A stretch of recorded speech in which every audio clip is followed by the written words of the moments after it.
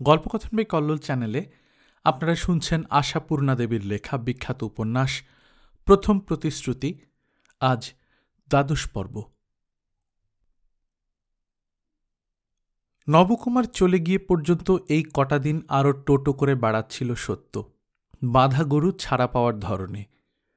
নবকুমারের উপস্থিতিতে সামান্য যেটুকু সাবধান হতে হচ্ছিল তাও ঘুচেছিল।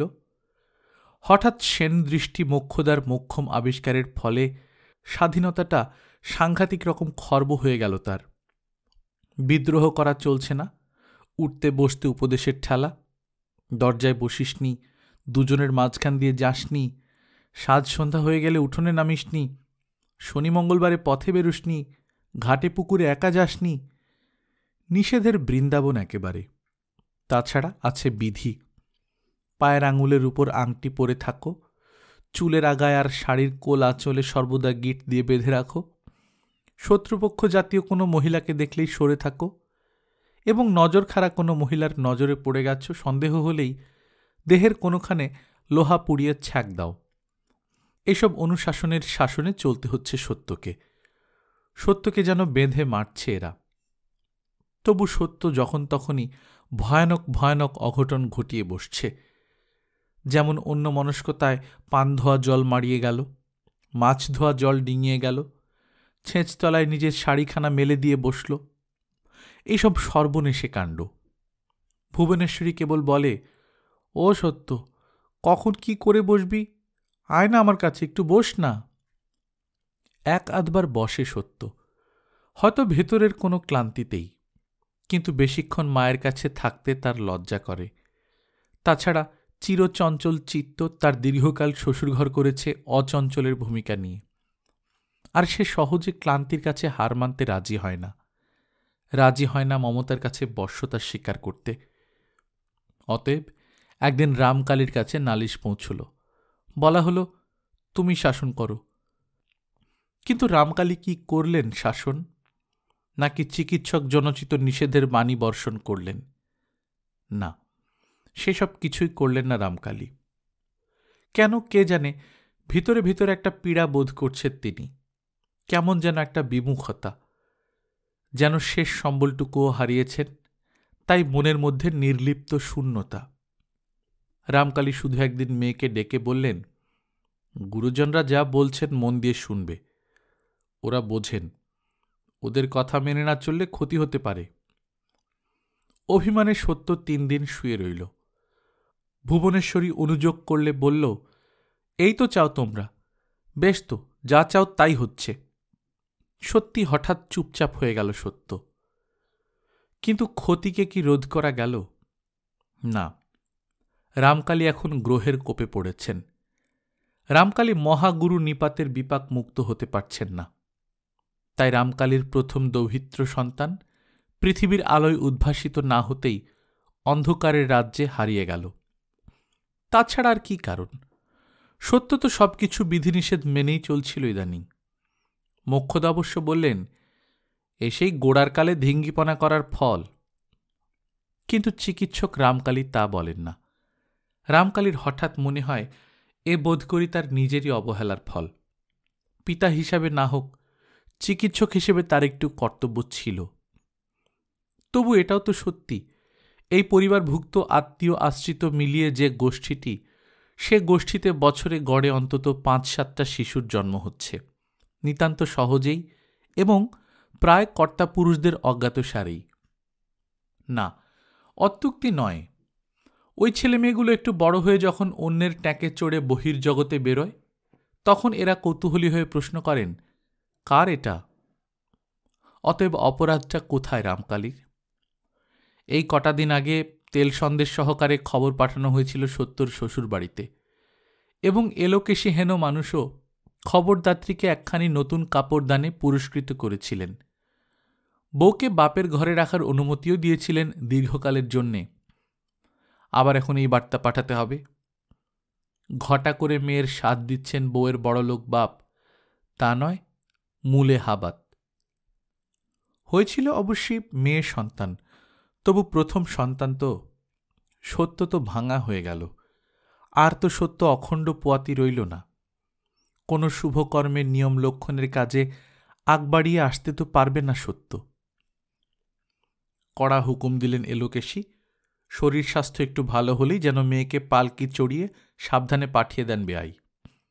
আহ্লাদে মেয়ে বাপের বাড়ি গিয়ে আহ্লাদেপনা করেই যে এটি ঘটিয়েছেন তাতে আর সন্দেহ কি।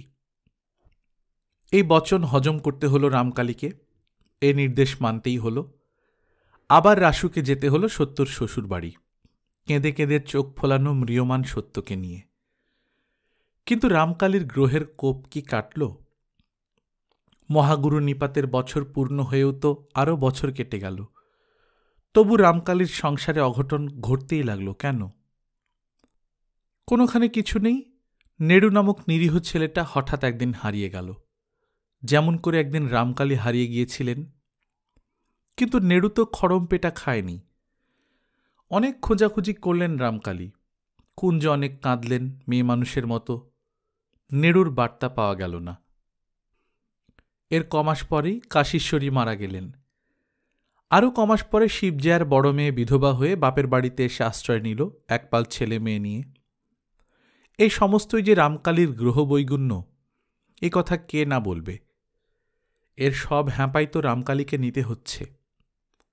আর মজা এই যে শত অসুবিধের মধ্যেও রামকালী কাউকে বলেন না সুবিধে হবে না, শত ঝঞ্ঝাটেও বলে ফেলেন না আর পারা যাচ্ছে না। বিধবা হয়ে বাপের বাড়ি আসা খুড়তুতু বোনের বিয়ের যোগ্যী মেয়ে দুটোর জন্যও তোড়জোড় করে পাত্র খুঁজতে ঘটক ঠিক করে শ্যাকরা ডেকে পাঠালেন। পাত্র খোঁজা হোক, গহনাপত্র প্রস্তুত হোক, বোনের ছেলে চারটের কথাও ভুলে থাকলেন না। যথাযথ হিসেবে তাদের কাউকে টোলে কাউকে পাঠশালে ভর্তি করে দিলেন।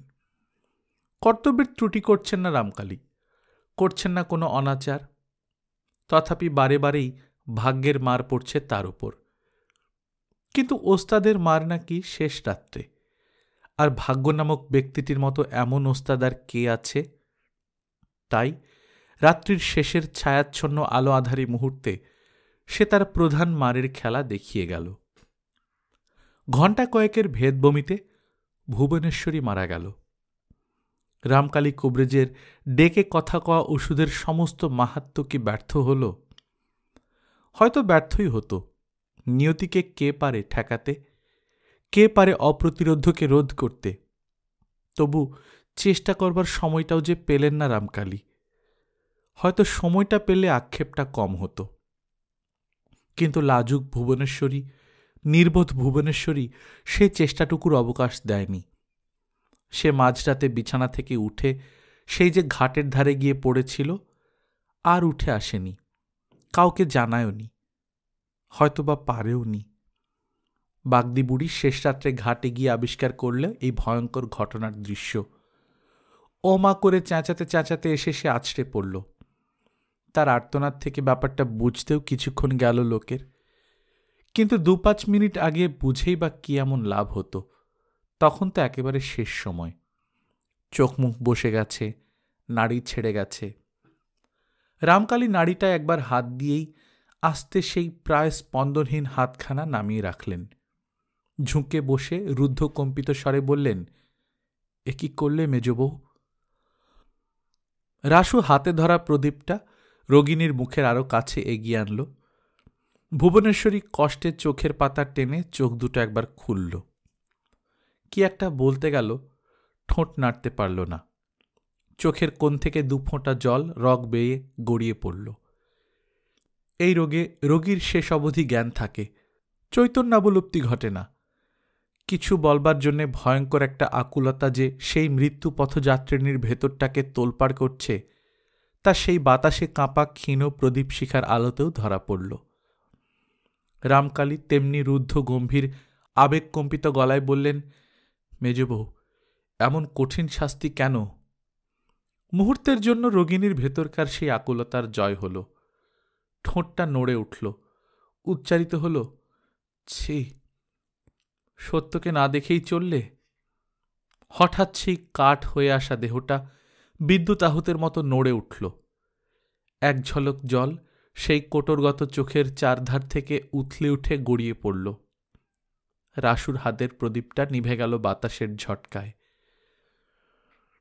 গত রাত্রে সহজ সুস্থ ভুবনেশ্বরী সংসারের বহুবিধ কাজ সেরে আগামী সকালের রসদ বাবদ 3-3টে মোচা কুটে রেখে এক জামবাটি ডাল ভিজিয়ে ঘুমোতে গিয়েছিল। আজ আর সে সেই সকালের মুখ দেখতে পেল না। ভোরের প্রথম আলো একজোড়া ঘুমন্ত চোখের উপর এসে স্থির হয়ে পড়ে রইল ব্যর্থতার গ্লানি বহন করে। রাসু মেয়ে মানুষের মতো হাও হাও করে কেঁদে উঠল যে যেখানে ছিল সকলেই। মোক্ষদার তীব্র তীক্ষ্ণ চিৎকার প্রথম ভোরের স্নিগ্ধ পবিত্রতাকে যেন দীর্ণ বিদীর্ণ করে ধিক্কার দিয়ে উঠল। কুঞ্জ ভাসুর মানুষ, বেশি কাছে আসবেন না।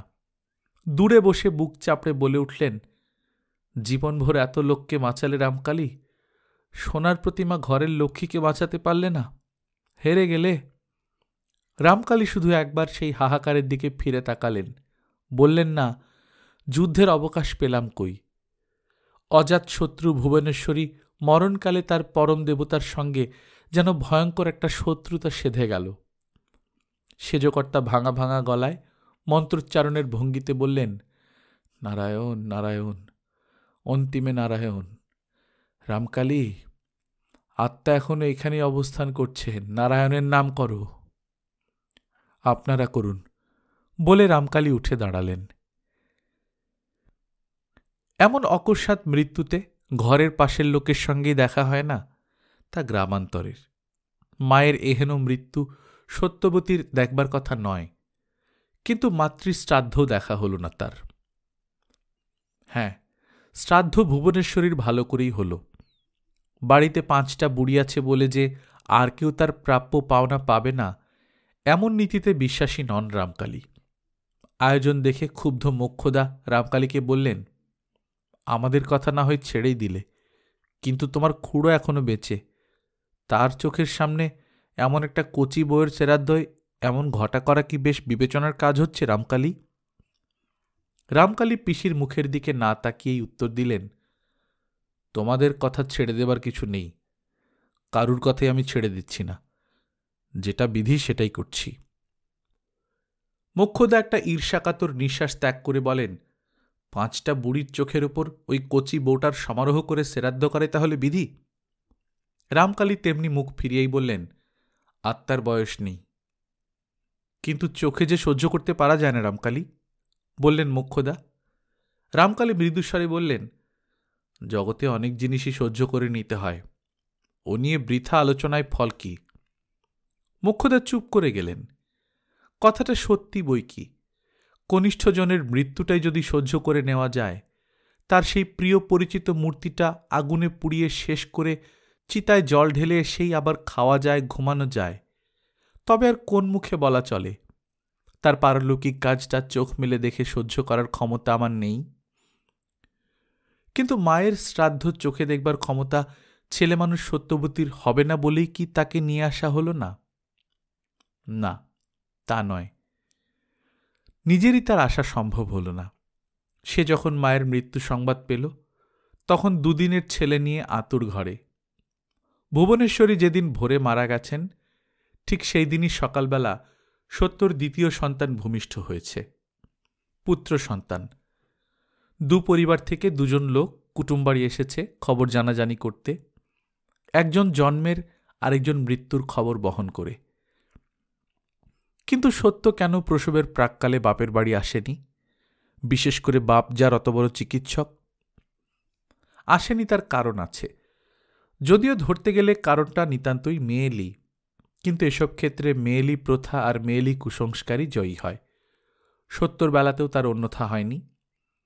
সত্যর প্রথমবারের ঘটনাটাই এমন অনিয়মের কারণ।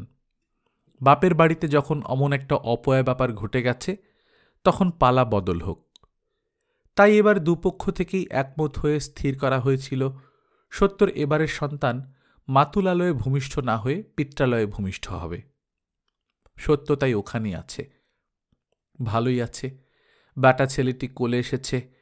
এলোকেশি বড় মুখ করে লোক পাঠিয়েছিলেন বড়লোক কুটুমবাড়ি, তাকে বলে দিয়েছিলেন, শুভ সংবাদের বকশিস হিসেবে পেতলের গামলাটা সরাটা দিলে নিবি না, বলবি ঘড়া কই।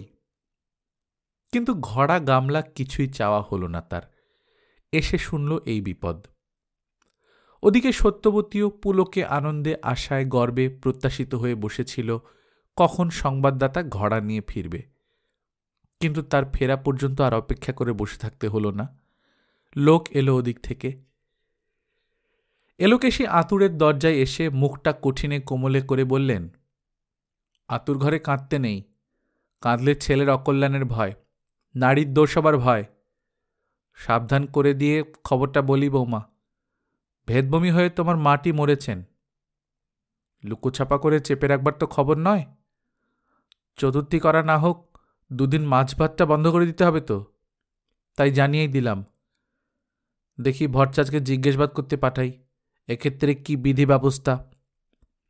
একটা সদ্য প্রসূতি তরুণী মেয়ের নিঃশঙ্ক বুকে বেপরোয়া একখানা ধারালো ছুরি বসিয়ে দিয়ে নিতান্ত সহজভাবে সেখান থেকে সরে গেলেন এলোকেশী। ছুরিটার ক্ষমতার বহরটা তাকিয়ে দেখে গেলেন না। কিন্তু পাড়ায় বেরিয়ে এলোকেশী তার প্রিয় সখী মহলে এই সরেস খবরটি পরিবেশন করে বলে বেড়ালেন, দেখলি তো, মিথ্যে বলি কাঠপ্রাণ। মা মরার খবর শুনে প্যাট প্যাট করে তাকিয়ে বসে রইল, ডুকরে কেঁদে উঠলে না। সত্যি ডুকরে কেঁদে সত্যবতী ওঠেনি। স্তম্ভিত বিস্ময়ে শুকনো চোখ দুটো মেলে বসেই ছিল অনেকক্ষণ। তারপর কখন একসময় নবজাত শিশুটা তার দেহের ওজনের চেয়ে অনেক গুণ বেশি ওজনের চিৎকার করে উঠেছে, ধীরে ধীরে তাকে কোলে তুলে নিয়ে এদিকে পিঠ ফিরিয়ে চুপ করে বসে থেকেছে দেওয়ালের দিকে মুখ করে। ওদিকে যদি এক টুকরো জানলা থাকত, সত্যর প্রাণটা বুঝি তাহলে সেই খোলা পথটুকু দিয়েই দৃষ্টির খেয়া নৌকো চড়ে অসীম আকাশে সাঁতরে সাঁতরে আছড়ে গিয়ে পড়ত সেই শৈশব নীড়ে, যেখানে মেজবউ পরিচয়ে চিহ্নিত একটি নিটল মুখ, ফর্সা রং, ছোটখাটো মানুষ ভীরু কুণ্ঠিত পদক্ষেপে সারাদিন শুধু সকলের মনোরঞ্জন করে বেড়াচ্ছে। আর তারই আশেপাশে এখানে সেখানে তাকে প্রায় বিস্মৃত হয়ে দৃপ্ত পদপাতে ঘুরে বেড়াচ্ছে একটি গাছ কোমর বেঁধে কাপড় পরা স্বাস্থ্যবতী বালিকা। কিন্তু এই আতুর ঘরের এধারে ওধারে কোনো ধারেই জানলা নেই। তিনদিকেই গোবর লেপা নিরেট মাটির দেয়াল। দৃষ্টি সেখানে অচল হয়ে থেমে থাকে। মা কেন এমন সর্বদা ভয়ে ভয়ে থাকে, এই নিয়ে বিরক্তি প্রকাশ করত সত্যবতী। বলতো, ভয় ভয় ভয়, ওই ভয়ের জ্বালাতেই স্বর্গ পাবে না তুমি মা, দেখে নিও। সত্যবতীর মা কি স্বর্গ পায়নি? সত্যবতীর প্রাণটা তবে কেন স্বর্গ নামক সেই অদৃশ্য লোকের অসীম শূন্যতায় হাহাকার করে বেড়াচ্ছে? মা নেই, মাকে আর দেখতে পাব না, এই কথা মনে করতে পারছে না সত্য। শুধু মনে হচ্ছে সেই চির মমতাময়ী মানুষটা যেন ভয়ঙ্কর এক নিষ্ঠুর খেলায় মেতে এক ছুট্টে কোন দূর দূরান্তর লোকে পৌঁছে গিয়ে সত্যকে দুয়ো দিয়ে ব্যঙ্গ হাসি হাসছে। বলছে, কি গো, রাত দিন তো নিজের খেলা নিয়েই উন্মত্ত হয়ে বেড়াতে। মা বলে যে একটা মানুষ ছিল সংসারে, তার দিকে তাকিয়ে দেখেছিলে কোনো দিন? মনে রেখেছিলে তুমি তার একমাত্র সন্তান? তুমি ছাড়া আপনার বলতে আর কেউ নেই তার। মা মারা গেছে, এই দুঃখের চেয়ে দুরন্ত হয়ে উঠছে ছেলেবেলাকার সত্যর সেই মার প্রতি ঔদাসীন্যের দুঃখ। মাকে কেন ভালো করে দেখেনি সত্য? দুদণ্ড কেন স্থির হয়ে এসে বসেনি মার কোলের কাছে? কেন রাতে আর 5টা মেয়ের সঙ্গে ঠাকুমার ঘরের শোয়ার বদলে মায়ের গলাটি জড়িয়ে ঘুমোয়নি? প্রায় তো সেই কুণ্ঠিত মানুষটি ভীরু ভীরু হাসিতে মুখটি উজ্জ্বল করে চুপি চুপি অনুনয় করত, এ ঘরে আমার বিছানায় শুবি আয় না, রূপকথার গল্প বলবো। যার কাছে এই অনুনয়, সে কোনোদিনই তার মান রাখত না। নিতান্ত তাচ্ছিলে বলতো, কতই না গল্প জানো তুমি, ও ঘরে বলে আমার বন্ধুরা সবাই, ওদের ছেড়ে তোমার কাছে শুতে আসব, বলিহারি কথা বটে। কি পাষাণ মেয়েটা গো, কি পাষাণ! গোবর লেপা ওই নিরেট দেয়ালটায় মাথা কুটে কুটে মাথার মধ্যেকার ভয়ঙ্কর একটা যন্ত্রণাকে ছিন্ন ভিন্ন করে ফেলতে ইচ্ছে করে সত্যর। ভগবান, একবারের জন্য সেই দিনটা এনে দিতে পারো না? সত্য তাহলে সেই দিনের নিষ্ঠুর মেয়েটার পাপের প্রায়শ্চিত্ত করে। সেই ছোটখাটো দেহটাকে দুহাতে জড়িয়ে ধরে বুকে মুখ গুজে বলে, মা, মা গো, নিষ্ঠুর ছিল না সেই মেয়েটা, শুধু অবোধ ছিল। ইদানিংয়ের মাকে, শ্বশুরবাড়ি থেকে ঘুরে গিয়ে দেখা মাকে কিছুতেই যেন মনে পড়াতে পারে না সত্য। ঘুরে ফিরে শুধু মার সেই নিতান্ত বধূমূর্তিটি রামকালী কোবরেজের মস্ত বড় বাড়িটার সর্বত্র সঞ্চরণ করে ফেরে। সত্য যদি এক্ষুনি মরে যায়, স্বর্গ নামক সেই জায়গাটায় কি দেখা হবে মার সঙ্গে? তাহলে সত্য তার বুকে ঝাঁপিয়ে পড়ে ডুকরে কেঁদে উঠবে, মা, মাগো, এত পাষাণ তুমি হলে কি করে মা? আত্মবিস্মৃত সত্য কি মনে করে বসেছিল যে সত্যি সেখানে সে পৌঁছে গেছে, ঝাঁপিয়ে পড়ছে মার বুকে? আর তার ডুকরে ওঠাটা এত তীক্ষ্ণ হয়ে গেছে যে মর্তলোকের এইখানে এসে ধাক্কা দিয়েছে। নইলে এলোকেশী ছুটে আসবেন কেন? কেন কঠিন গলায় ধমকে উঠবেন, বৌমা, একটাকে বিসর্জন দিয়ে আশ মেটেনি, এটাকেও দিতে চাও? ওই আতুরে ষষ্ঠীর ছেলে কোলে নিয়ে মরা কান্না, বুকের পাটাকেও ধন্যি? বলি, মা বাপ কি কারো চিরদিনের? তবু তো বিধাতা পুরুষের সুবিচার হয়েছে, বাপ না গিয়ে মা গিয়েছে। শাঁকা সিঁদুর নিয়ে এয়সতী ভাগ্যবতী ড্যাংডেঙিয়ে চলে গেল, দেখে আহ্লাদ করো। তা নয়, মা মা করে চিৎকার তুলছ। বলি, আর বেশি দিন বাঁচলে কপালে দুর্ভোগ ছাড়া কি চাই সুখভোগ আসত?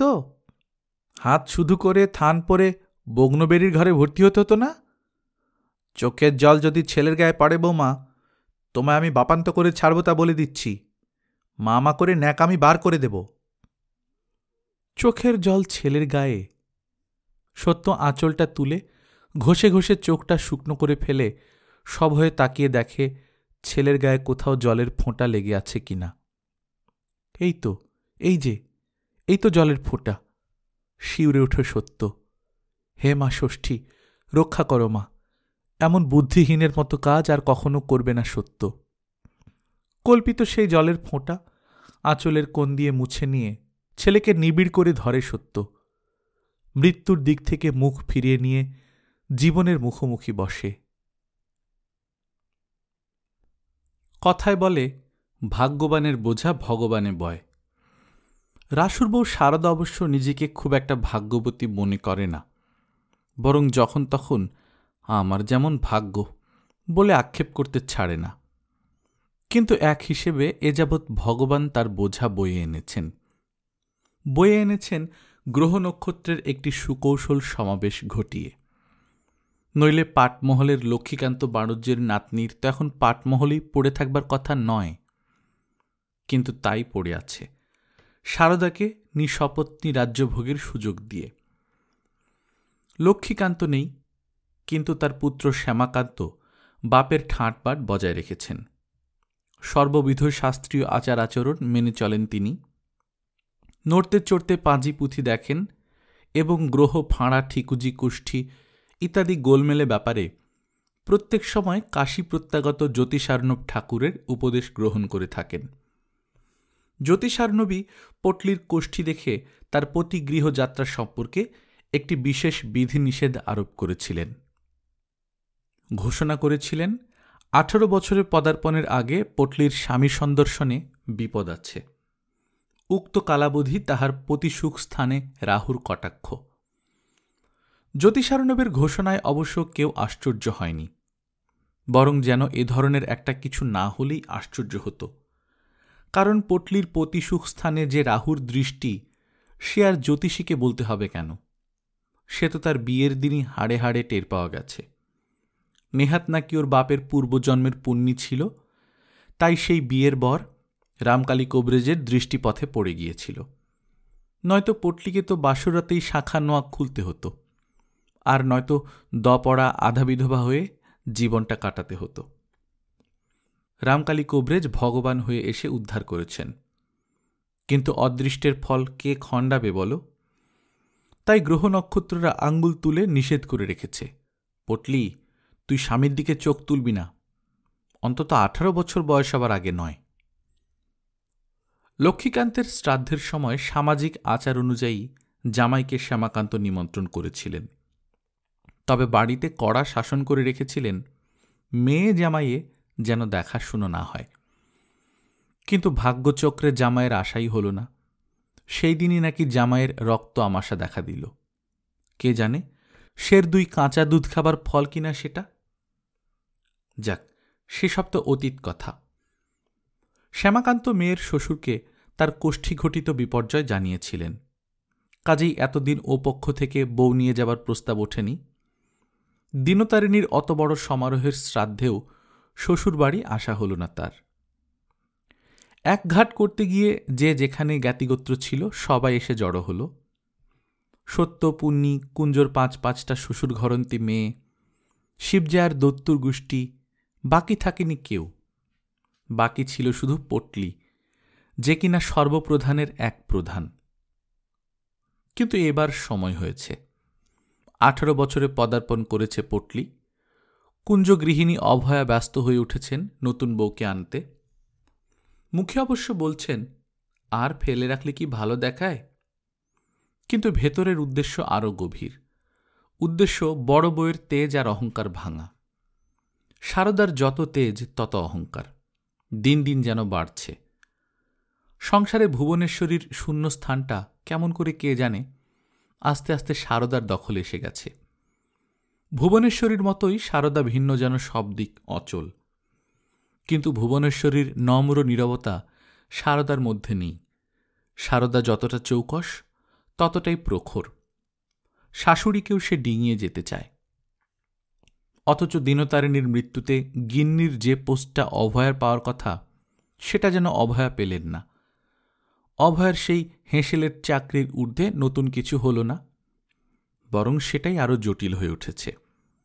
কারণ কাশীশ্বরী তো নেই। হঠাৎ পড়ে গিয়ে হাত ভেঙে মোক্ষদাও কেমন কমজোরি হয়ে গেছেন। কাজেই অভয়াকে সদ্য স্নানান্তে ওদের ঘরেও কিছু গুছিয়ে দিয়ে আসতে হয়, বাটনাটা, জলটা। মোক্ষদা হাতি হাবড়ে পড়ার নীতিতেই সেই চির অস্পৃশ্যার জলস্পর্শ করেন। অতএব সমগ্র সংসারটা অনেকটা বেলা পর্যন্ত শারদার হাতেই থাকে। সঙ্গে থাকেন অবশ্য শিবজায়া, থাকেন আরও জ্ঞাতি মহিলারা। কিন্তু আশ্চর্য, সবাই যেন আমে দুধে মিশে গেছে। আর অভয়া রূপিণী আটির ঠাঁই হয়েছে ছাই গাদায়। অন্তত অভয়ার তাই ধারণা। বউয়ের এই প্রতাপ, এই দপদপা আর সহ্য করতে পারছেন না অভয়া। ঢিট করতে ইচ্ছে করছে বউকে। তা অস্ত্র তার হাতে এসে গেছে এবারে। শ্যামাকান্ত জানিয়েছেন 18 বছরে পা দিয়েছে পটলি। শুনে বুকের জোর বাড়ল অভয়ার। ভাবলেন, বড় বৌমার তেজ আসপদ্দা কমুক একটু। সতীন এনে বুকে বসিয়ে দিলে মেয়েমানুষ যেমন ঢিট হয় তেমন আর কিসে। ওদিকে পাটমহলে মস্ত তোড়জোড়। ফাঁড়া কেটেছে। এতদিন পরে ঘর বসত হচ্ছে মেয়ের। ঘর ভরা জিনিস দেবার বাসনা পটলির মা বেহুলার। জিনিস গোছাচ্ছে আর উঠতে বসতে মেয়েকে উপদেশ দিচ্ছে কিসে মেয়ে শ্বশুর বাড়ি গিয়ে যেন একজন হতে পারে। মেয়েটা যে বড় ন্যাকা হাবা, তাই ভাবনা বেহুলার। তবে অন্যদিকে একটা মস্ত ভরসা আছে পটলির মার। অলক্ষ্যে প্রতি মুহূর্তে মেয়ের দিকে তাকিয়ে দেখে, আর সেই ভরসার আলো মুখে ফুটে ওঠে। পটলির সতীনের বয়সটা মনে মনে হিসেব করে সে আলো আরও জোরালো হয়। পটলির সঙ্গে কাট তুলনা। একে তো ভরন্ত বয়স, তাই আবার এই কাল অবধি বাপের ঘরে নিশ্চিন্দির ভাত খেয়ে খেয়ে গড়ন হয়েছে পুড়ন্ত বাড়ন্ত। আর রূপ, সে তো সেই শৈশব থেকেই একরকম ডাকসাইটে।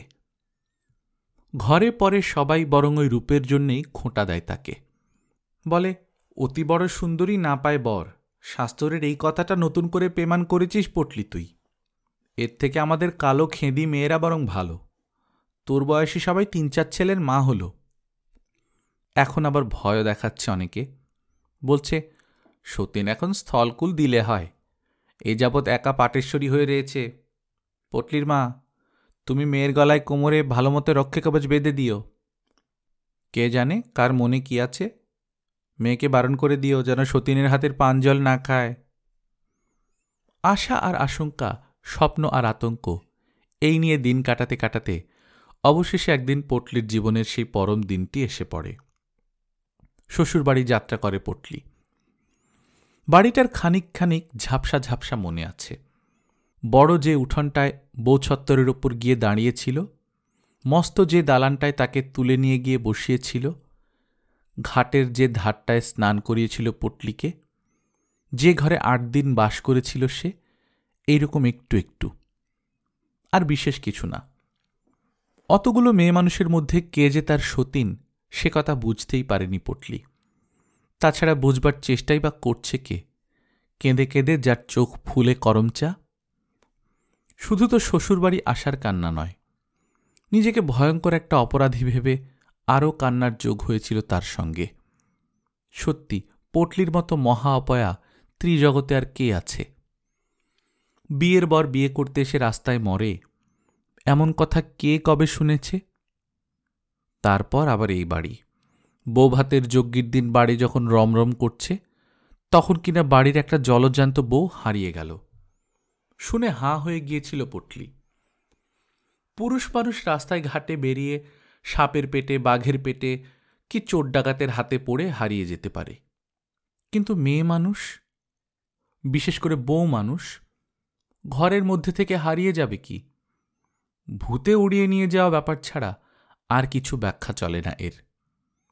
সেই ব্যাখ্যাতেই নিশ্চিন্ত হয়ে সকল কারণের মূল নিজের ওপর ধিক্কারে আর ভয়ে যখন কেঁদে আকুল হয়ে যাচ্ছিল, তখন সত্য এসে জ্ঞান দিয়েছিল তাকে।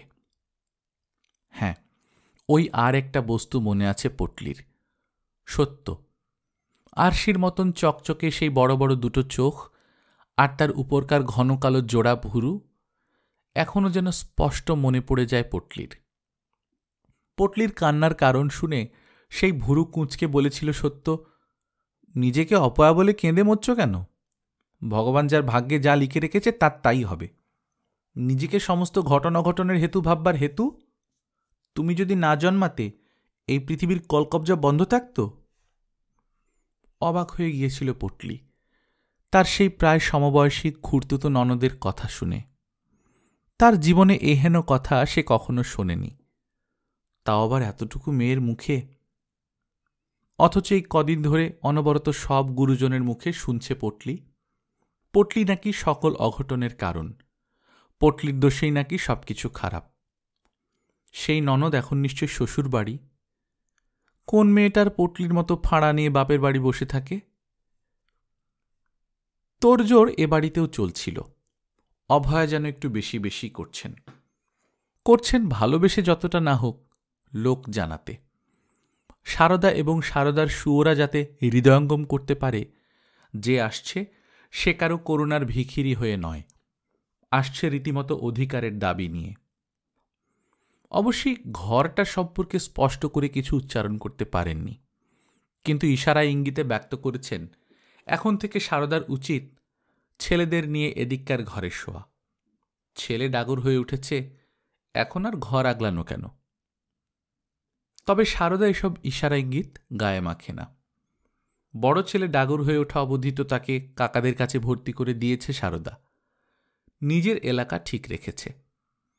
বড় ছেলে বনু বা বনবিহারী তো ছোট কাকা নেড়ুর প্রাণপুতুল ছিল। নেড়ু হারিয়ে যাওয়া অবধি অন্য কাকাদের প্রাণপুতুল অবশ্য সকলেরই, কিন্তু সর্বে সর্বা প্রথম নাতিটিকে অভয়া যেন তেমন দেখতে পারেন না। ছেলেটা শুধু সারদার পেটের বলেই নয়, বড্ড বেশি মা ঘেঁষা বলেও। তাই যখনই তখনই তাকে খিঁচিয়ে বলতেন, রাত দিন ছোট কাকা ছোট কাকা, ছোট কাকা যখন বিয়ে হয়ে যাবে। মেজ কাকা থাকতে ছোট কাকার বিয়ে কেন হবে, অথবা বিয়ে হলে ভাইপোর সঙ্গে সংঘর্ষ বাঁধবার কারণটা কি, এই প্রশ্ন করত না ছেলেটা। শুধু সবেগে বলে উঠত, ছোট কাকাকে বিয়ে করতে দেবই না। অভয়া আরও খিঁচিয়ে বলেন, তা দিবি কেন? কারুর আর এসে কাজ নেই, ভাগ নিয়ে কাজ নেই, একা তোর মাই সর্বস্ব দখল করে বসে থাকুক। তার সেই ছোট কাকা নিরুদ্দেশী হয়ে গেল, বিয়ে আর হল না। অভয়া ভাবেন এ ওই অপয়া ছেলেটার বাক্যির ফল, আর বাক্যিগুলি মার শিক্ষার ফল। সারদা হাতের বাইরে বলে অভয়া হাতের মুঠোয় পুড়তে পারেন এমন একটি হাতের পুতুলের বাসনা করছেন। তাকে নিয়ে অভয়া সাজাবেন, খাওয়াবেন, চোখের ইশারায় উঠাবেন, বসাবেন। মেজ বউটা এলেও হতো। অথচ অভয়ার মেজ ছেলের বিয়ের কথা মুখেও আনছেন না রামকালী, বরং একদিন বড় ভাইয়ের মুখের উপর স্পষ্ট বলেছিলেন, ওই অপদার্থটার বিয়ে দিয়ে কি হবে? অপদার্থ বলে যে ব্যাটার ছেলের বিয়ে হবে না, এমন সৃষ্টি ছাড়া কথা ত্রিসংসারে কে কবে শুনেছে? কিন্তু কুঞ্জ চিরদিনই ছোট ভাইয়ের ভয়ে কাঁটা। সমালোচনা যা করেন সে আড়ালে, তাই যা বলেছেন আড়ালেই বলেছেন। নিজে সাহস করে বিয়ের ব্যবস্থা করতে যাননি। যাক, এতদিনে অভয়ার একটা নিজস্ব বস্তু পাবার আশা হচ্ছে। কিন্তু একেবারে নিঃসংশয় সুখ জগতের কোথায়? নতুন বউয়ের বয়সের কথা ভেবে বুকের মধ্যে তেমন স্বস্তি নেই। বুড়ো শালিক কি পোষ মানবে? পাকা বাঁশ কি নুইবে? কিন্তু পটলি কি পাকা বাঁশ? কে জানে পটলি কি? মেয়ে মানুষ যতক্ষণ না নিজের স্বার্থকেন্দ্রে এসে দাঁড়ায় ততক্ষণ তাকে কে চিনতে পারে? ভালো মেয়ে, লক্ষ্মী মেয়ে, এসব বিশেষণ তো কত ক্ষেত্রেই ব্যর্থ হয়ে যায়। পটলি কি তা না জানলেও পটলির ফাঁড়া কাটার খবর পাওয়া পর্যন্ত সারদার বুকে বাঁশ পড়েছে। কে যেন সেই বাঁশ দিয়ে অহরহ ডলছে তাকে। আর রাসুরও যন্ত্রণার শেষ নেই। মনের মধ্যে দারুণ এক ভয়, অথচ পুলক কম্পিত আবেগ। না জানি সেই 7 বছরের মেয়েটি 18 বছরের হয়ে কেমন হয়েছে। এখান থেকে পত্তর নিয়ে যে গিয়েছিল সেই রাখুর মা তো এসে বলেছে বউ তো নয়, যেন পদ্ম ফুল। শুনে অবধি এক অবর্ণনীয় সুখকর যন্ত্রণা রাসুর মনকে কুরে কুরে খাচ্ছে। সেই পদ্মফুল কি রাসুর পুজোয় লাগতে দেবে সারদা? নাকি বহুদিন আগের সেই এক দুর্বল মুহূর্তের শপথটা স্মরণ করিয়ে দিয়ে বঞ্চিত করে রাখবে রাসুকে? সারদা কোনোদিনই পদ্মফুল নয়, গোলাপ, পদ্ম, চামেলি, মল্লিকা কিছুই নয়। ফুলের সঙ্গেই যদি তুলনা করতে হয় তো বলতে হয় বরং অপরাজিতার গা ঘেঁষা।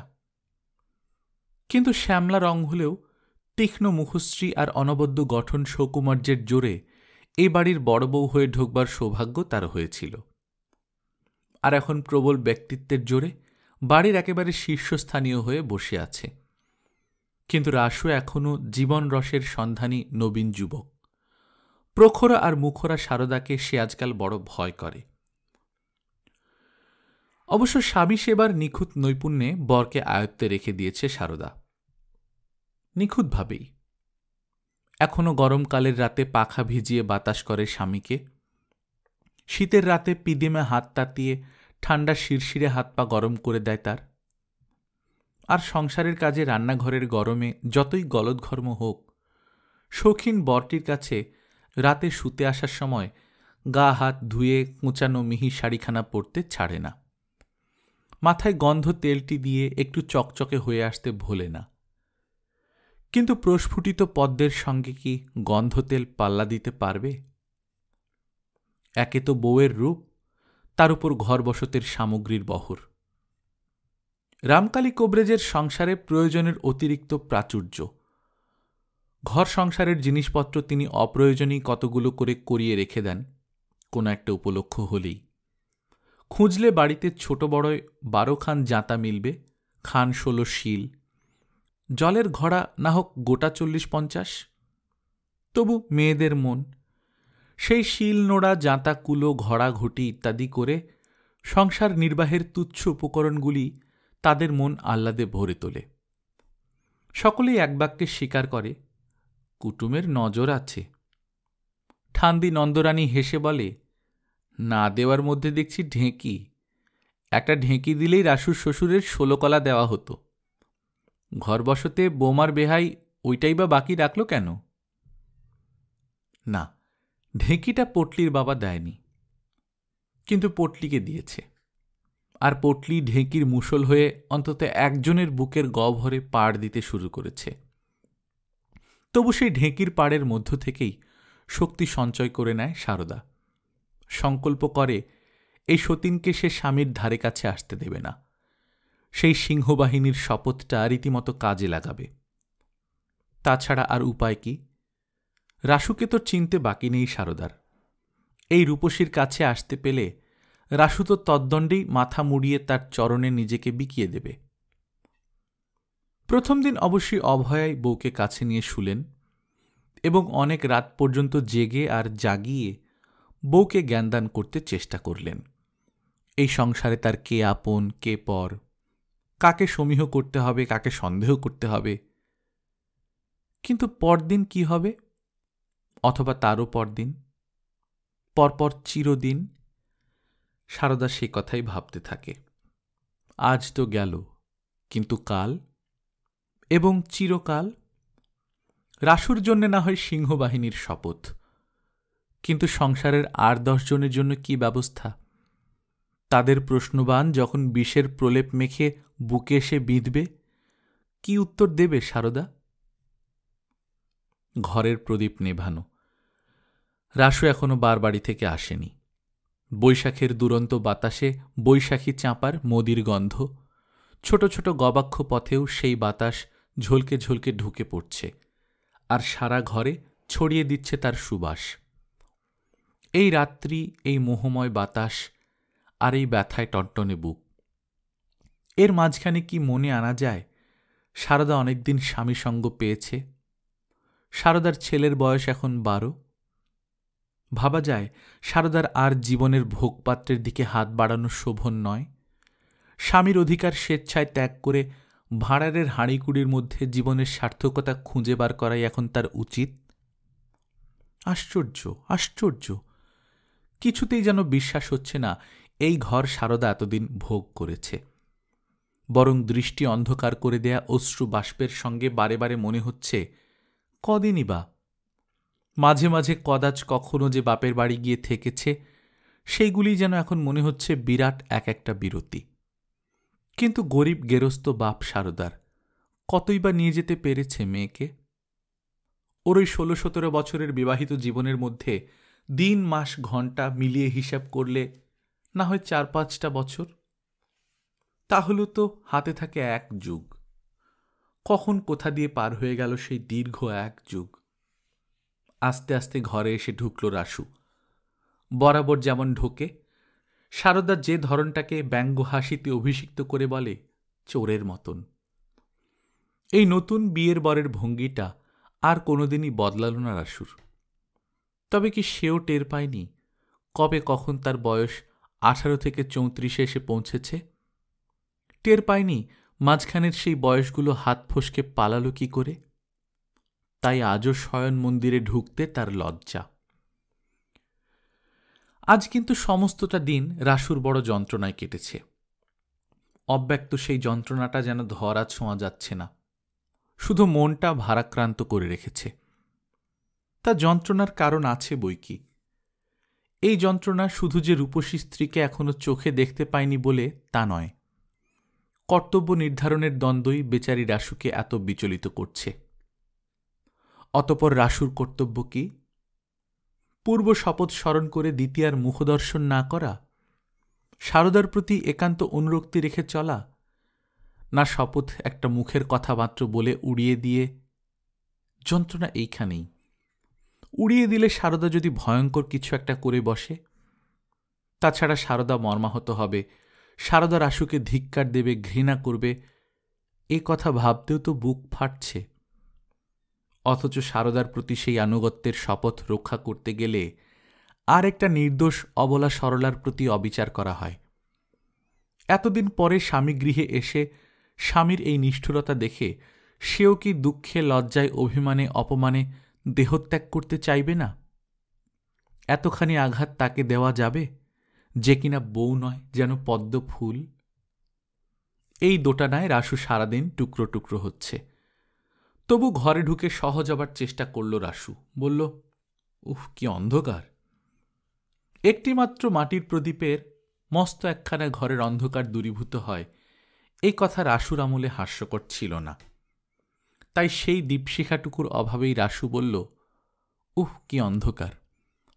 কিন্তু ও পক্ষ থেকে এই সম্পর্কে কোনো সাড়া এলো না। রাসু যথানিয়মে দরজার হুড়কোটা এঁটে সরে এসে বলল, পিদিম জ্বালনি যে? এবার সারদা কথা বলল। আর আশ্চর্য, ভেতরকার সেই বেদনা বিধুর হাহাকার যখন কথা হয়ে বেরিয়ে এলো তীব্র তীক্ষ্ণ একটি ব্যঙ্গের মূর্তিতে। হয়তো এই জন্যেই স্বভাব জিনিসটাকে মৃত্যুর ওপার পর্যন্ত বিস্তৃতি দেয়া হয়েছে। সারদা তীক্ষ্ণ হুল ফোটানোর সুরে বলে উঠল, আর পিদ্দিম জ্বালার দরকার কি? বাড়িতে যে কালে পূর্ণিমার চাঁদের উদয় হয়েছে। পূর্ণিমা চাঁদ? রাসু সরল, রাসু অবোধ। রাসু এইমাত্র স্বর্গ হতে খসে পৃথিবীতে পড়েছে। পূর্ণিমা চাঁদ মানে? ও, মানে জানো না বুঝি? স্বামীকে যেন বিদ্রূপে খান খান করে দেয় সারদা। কেন, বাড়ি শুদ্ধ সবাই এত ধন্যী ধন্যী গাইছে, আর তোমার কানে ওঠেনি? তোমার দ্বিতীয় পক্ষের রূপেই তো ভুবন আলো গো, তাতে আর তেল খরচা করে আলো জ্বালিনি। রাসু হঠাৎ বল সঞ্চয় করে বলে ওঠে, মেয়ে মানুষ বড় হিংসুটে জাত। কি কি বললে? সারদা যেন তীক্ষ্ণতার প্রতিযোগিতায় নেমেছে। মেয়ে মানুষ হিংসুটে জাত? তবে না তো কি? মহাপুরুষ পুরুষ জাতটা একেবারে দেবতা কেমন? সারদা ক্ষুব্ধ গর্জনে বলে। কি বলবো, মুখ ফুটে তুলনা করে দেখাতে গেলে মহাপাতকের ভয়। তবু বলি, মেয়ে মানুষের অবস্থার সঙ্গে একবার নিজেদের অবস্থা মিলিয়ে দেখো না। পরিবার যদি একবার পরপুরুষের দিকে তাকায়, তাহলে তো মহাপুরুষদের মাথায় খুন চাপে। রাসু ধিক্কার বিজড়িত কণ্ঠে বলে, ছি ছি, কিসের সঙ্গে কি? পরপুরুষের নাম মুখে আনতে লজ্জা করল না তোমার? দ্বিতীয় পক্ষ বুঝি পরস্ত্রী? ছি। সারদা কিন্তু এহেন ধিক্কারেও বিচলিত হয় না, তাই অনমনীয় কণ্ঠে বলে, তা দ্বিতীয় তৃতীয় চতুর্থ যত ইচ্ছে পক্ষ জুটলে আর পরস্ত্রীতে কি দরকার? মেয়ে মানুষের তো আর সে সুবিধে নেই। রাসু হতাশ কণ্ঠে বলে, হিংসের জ্বালায় তোমার দিগ্বিদিক জ্ঞান ঘুচে গেছে বড় বউ, তাই যা নয় তাই মুখে আনছো। নতুন বউকে আমি আনাতে যাইনি, গুরুজনরা বুঝে সুঝে এনেছেন, নইলে এ যাবৎকাল তো সেখানেই পড়েছিল। ওহ, দুঃখ যে উতলে উঠছে দেখছি। পড়েই ছিল, আহা হা, মরে যাই, অথই জলে পড়ে থেকেছিল একেবারে। সারদা ছুরি দিয়ে কেটে কেটে কথা বলে, আমি কিন্তু সাফ কথা কয়ে দিচ্ছি, ভাগাভাগির ইল্লুতেপনায় আমি নেই। আমায় চাও তো ওকে স্পর্শ করতে পারবে না, আর ওকে চাও তো আমি। হঠাৎ কণ্ঠ রুদ্ধ হয়ে যায় সারদার, আর এই রুদ্ধ কণ্ঠেই বড় ভয় রাসুর। আরও হতাশ গলায় বলে, তা আমায় কি করতে হবে বলো? মাথার উপরকার গুরুজনরা যে ব্যবস্থা দেবেন তাই মানব, না চেঁচামেচি করে তার প্রতিবাদ করব? কি করবে সে তোমার নিজের বিবেচনা। তুমি কিছু কচি খোকাটি নাও। মাথার উপরকার গুরুজন যদি বিষ খেতে বলে খাবে? খুড় ঠাকুর ধম্ম করলেন, ভদ্রলোকের জাত রক্ষে করলেন, আমার বুকে মাস ডোলে। এতই যদি ধম্মজ্ঞান, নিজেই কেন? বড় বউ! হঠাৎ ধমকে ওঠে রাসু। কি বলছ কি? উন্মাদ হয়ে গেলে নাকি? সারদা ঝপ করে বিছানায় শুয়ে পড়ে গম্ভীর গলায় বলে, উন্মাদ হবার ঘটনা ঘটলে মানুষ উন্মাদ হবে, এতে আর আশ্চর্য কি? খুড় ঠাকুর যদি তখন আমার ঘর না ভাঙতেন, তাহলে আজ বরং ওনার ভাঙা ঘর ভরত। কাকে নিয়ে তুলনা বড় বউ? এসব অকথা কুকথা মুখে উচ্চারণ করলেও মহাপাতক হয়, তা জানো? মুখে উচ্চারণ করলে মহাপাতক, আর মনে? মনকে কেউ শাসিয়ে রাখতে পারে? যাগ্গে, ভালো মন্দ আমি কিছুই বলবো না, আমার যা বলবার বলেছি। রাসু আপোষের সুরে বলে, অত খাপ্পাইবা হচ্ছ কেন বড় বউ? তুমি ঘরণী গিন্নি, বলতে গেলে জোয়ান বেটার মা, তোমার জায়গা কে কাড়ে? তবে লোক দেখতে একটা কথা আছে তো, ওকে একেবারে ভাসিয়ে দিলে। সারদা গম্ভীরভাবে বলে, মা সিংহবাহিনীর নামে দিব্যি গেলেছিলে, সে কথা বোধহয় ভুলেই গেছ। ভুলে যাব কেন? রাসু অসন্তুষ্ট স্বরে বলে, কিন্তু লোকে কি বলবে সেটাও তো চিন্তা করতে হবে। সারদা আবার ঝপ করে উঠে বসে, বলে, কেন, লোককে বোঝাবার উপায় নেই? লোক বোঝাতে কত কলকাঠি আছে। লোককে বলতে পারবে না কোনো সাধু ফকির তোমার হাত দেখে বলেছে ওই দ্বিতীয় পক্ষের পরিবারকে স্পর্শ করলে তোমার পরমায়ক্ষয় যোগ আছে? গল্পকথন বাই কল্লোল চ্যানেলে আপনারা শুনছেন আশাপূর্ণা দেবীর লেখা বিখ্যাত উপন্যাস প্রথম প্রতিশ্রুতি। আজ দ্বাদশ পর্ব। আমরা নিয়মিত গল্প পাঠ করে শোনাচ্ছি। আপনারা যারা প্রথমবারের মতো শুনছেন, কাইন্ডলি সাবস্ক্রাইব করে নেবেন, গল্প পাঠ ভালো লাগলে বন্ধুদের সঙ্গে শেয়ার করবেন। নিজে ভালো থাকবেন, আশপাশের লোকজনকে ভালো রাখবেন। টাটা।